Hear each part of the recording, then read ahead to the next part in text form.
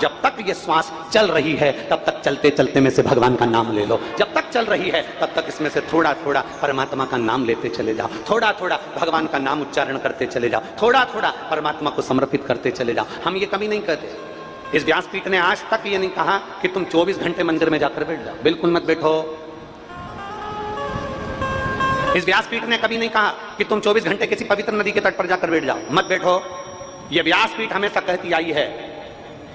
तुलसी बाबा का चरित्र कहता है, आधी में पुनी आप तो बहुत ज्यादा नहीं, थोड़ा सा भी अगर मेरे बाबा को दोगे ना, थोड़ा सा समय भी अगर मेरे परमात्मा को दोगे ना, तो मेरा भोलेनाथ तो काल अधिपति है, महाकाल राजा है, वो तुम्हारे काल को टालकर तुम्हारे पास आकर खड़ा हो जाएगा। वो काल अधिपति है।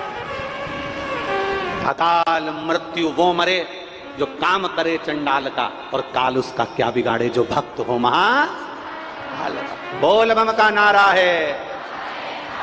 आवाज कम आ रही है, जरा जम के बोलोगे तो कल्याण तुम्हारा है। बोल बम का नारा है, सारी समस्या का हल।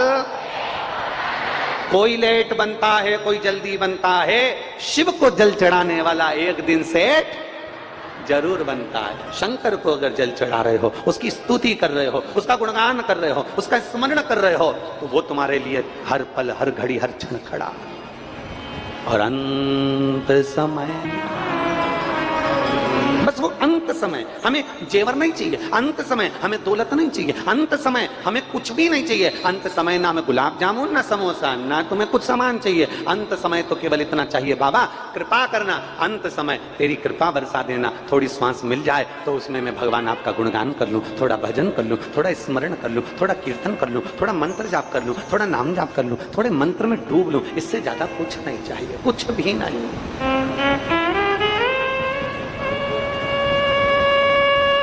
हम उसको पाने का प्रयास करें, हम उसको प्राप्त करने का प्रयास करें। और देखो, शिव महापुराण कर रही है, भगवान शंकर की कथा कर रही है, शिव महापुराण वर्णन कर रही है। देवराज नाम का ब्राह्मण, जिसको यह भी नहीं मालूम कि मंदिर में कैसे जाना चाहिए, देवराज नाम का ब्राह्मण जिसको यह भी नहीं मालूम कि मंदिर में कैसे पहुंचना चाहिए।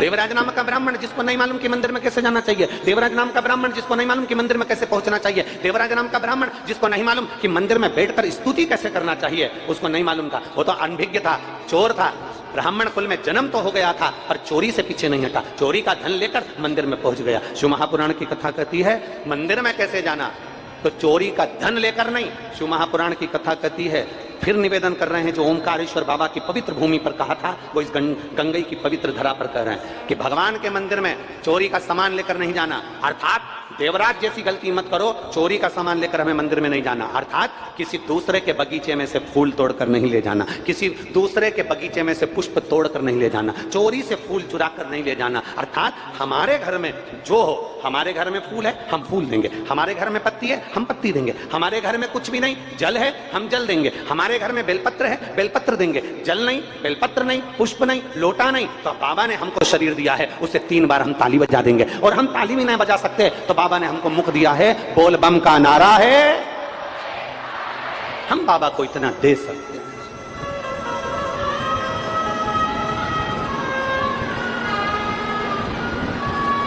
हम बाबा को प्रणाम कर लें,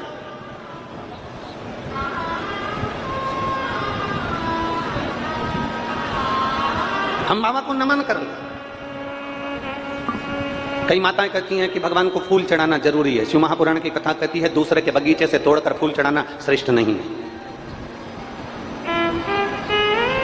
कई माताएं कहती हैं भगवान शंकर को बेलपत्र चढ़ाना जरूरी है। हम कहते हैं बेलपत्र चढ़ाओ, मना नहीं है, पर एक निवेदन है, आपने अपनी जिंदगी में बेलपत्री के कितने पेड़ लगाए, आपने अपनी जिंदगी में बेलपत्री के कितने वृक्ष लगाए, पहले वो जरूरी है। कोई दुनिया के लोग हमसे कहें कि शंकर पर चढ़े हुए जल से पीने से क्या होता है, कोई कहे तुमसे कि बेलपत्र खाने से क्या होता है, हम कहते हैं कभी मौका लग जाए और तेरी जिंदगी में अगर तुझे दुख आए तो इतना अंदाजा लगा कर रखना, एक बार शंकर के मंदिर में दिल से, आकर्षण से नहीं, दिखावे से नहीं, दिल से 1 लोटा जल लेकर मेरे शंकर के पास जाना, दिल से चढ़ाकर पीना और 1 बेलपत्री खाने का प्रयास करना, फिर बताएंगे कि बाबा क्या करता है, शिव क्या नहीं देता है, फिर विचार कर। ओघड़दानी है, ओघड़दानी। उसको पहचानने के लिए नेत्र चाहिए, और वो नेत्र साधारण नहीं। शिव महापुराण की कथा कहती है,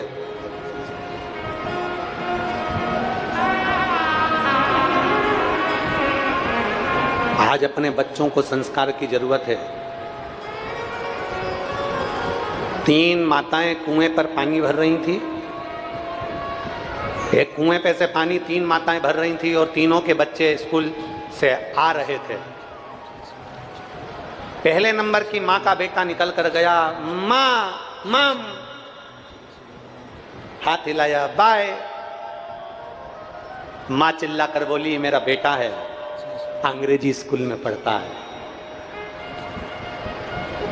दूसरा लड़का निकल कर गया, दूसरी माँ का, उसने कहा मम्मी हाय बाय, और निकल कर चले गया।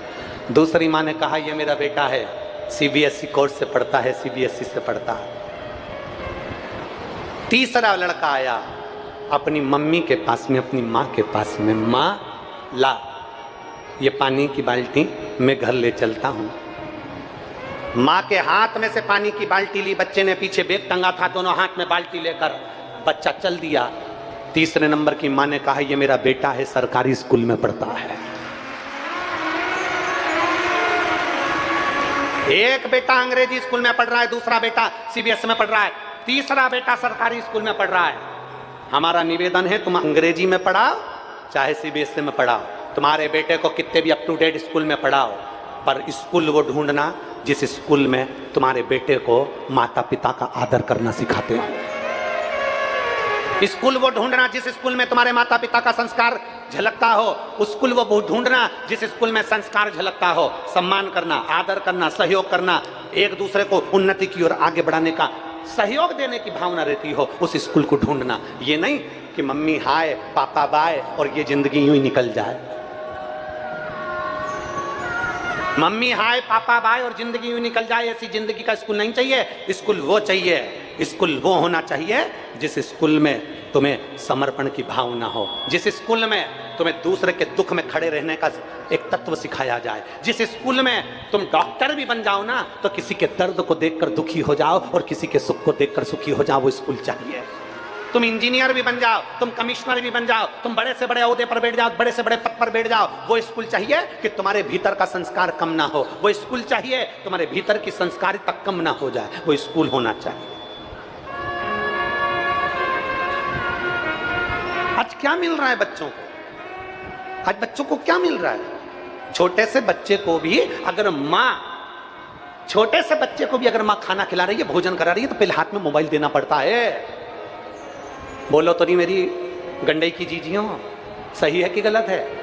छोटे से बच्चे को अगर खाना खिलाना है, छोटे से बच्चे को भोजन कराना है, तो पहले माँ हाथ में मोबाइल पकड़ा देती है या फिर एक गाना लगा देती है, घोड़ा था घमंडी पहुंचा सब्जी मंडी बंद पड़ी उसको लग गई ठंडी।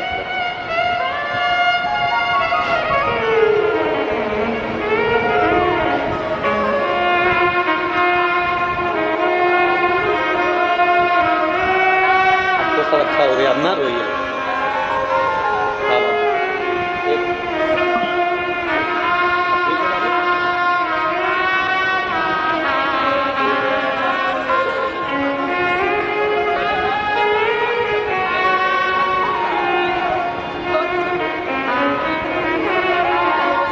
कह रही हैं 20 साल तक इतना दुख झेला है, जब से कथा श्रवण करना प्रारंभ करी मेरे बाबा ने हाथ पकड़कर बाहर निकाल दिया। ये शिव है, ये ओघड़ी है, ये शिव,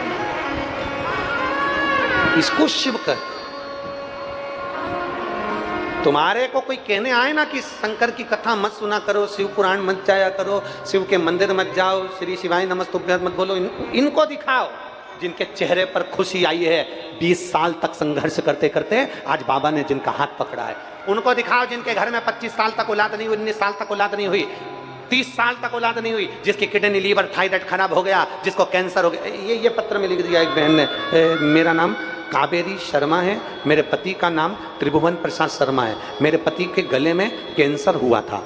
पत्र में लिख रही है, कहीं बैठी हो कावेरी शर्मा, पति त्रिभुवन प्रसाद शर्मा, मेरे पति के गले में, कहीं बैठे हों तो बेलपत्र के लिए आ सकते हैं, मेरे पति के गले में कैंसर हुआ था।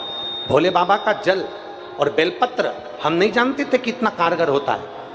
डॉक्टर, आप कहते हो डॉक्टर को दिखाओ, हमने डॉक्टर को दिखाया। आप कहते हो डॉक्टर जो बोले वैसी जांच कराओ, हमने जांच भी कराई। आप कहते हो डॉक्टर जो दवाई दे उसको कुंदकेश्वर महादेव के नाम से खाओ, हमने वो खिलाना भी प्रारंभ करा। और बाबा की ऐसी कृपा हुई, शिव जी पे जल चढ़ाते, पानी लाते, अपने पति को पिलाते, बेलपत्र लाते, अपने पति को पिलाते। आज बाबा की कृपा से मेरे पति का कैंसर ठीक हुआ है। मैं बाबा को धन्यवाद देता हूं।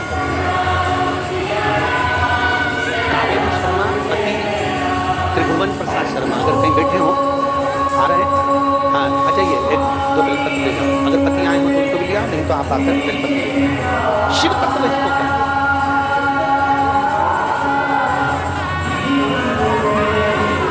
कवर्धा छत्तीसगढ़ के निवासी हैं, कवर्धा से।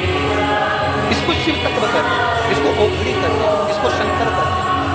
जब दिल से पुकारो, कोई कहे हमसे कि बाबा क्या, तो बाबा पर महाराज मेरे शंकर भगवान को अगर एक लोटा जल चढ़ाना प्रारंभ करा है, शिव मंदिर तक जाना प्रारंभ करा है, शंकर की स्तुति करना प्रारंभ करा है, शिव का गुणगान करना प्रारंभ करा है, श्री शिवाय नमस्तुभ्यं कहना प्रारंभ करा है, तो मेरा देवल के महादेव पकड़कर पार जरूर करता है। तो निश्चित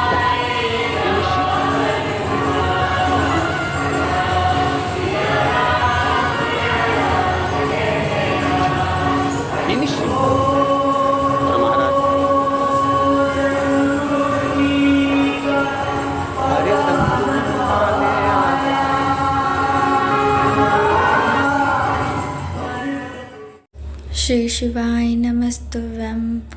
पूजनीय पंडित प्रदीप मिश्रा जी बता रहे हैं, सावन में ऐसा कौन सा उपाय करें जिससे भगवान महादेव की कृपा हमारे ऊपर बनी रहे।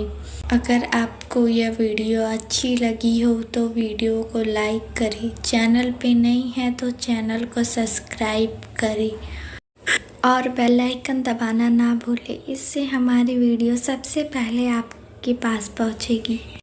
धन्यवाद।